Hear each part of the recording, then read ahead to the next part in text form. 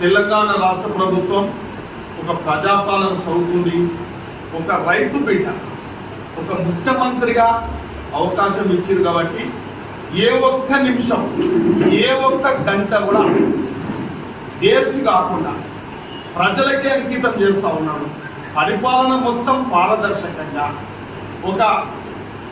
ఎక్కడ కానీ ప్రజాస్వామ్యబద్ధంగా పాలన కొనసాగుతుంది కాబట్టి ప్రజల మెప్పు పొందుతూ ఉన్న నాయకుడి మీద ఒక అవాకులు చివాకులు ఈ ప్రభుత్వం మీద బట్టగాల్చి నీరేతమనే ప్రయత్నం ఒక అబద్ధాలతోని దుమ్మెత్తిపోయడమే తప్ప ఎక్కడ కొత్తదనం లేదు. ఇలా చూస్తూ ఉన్నారు.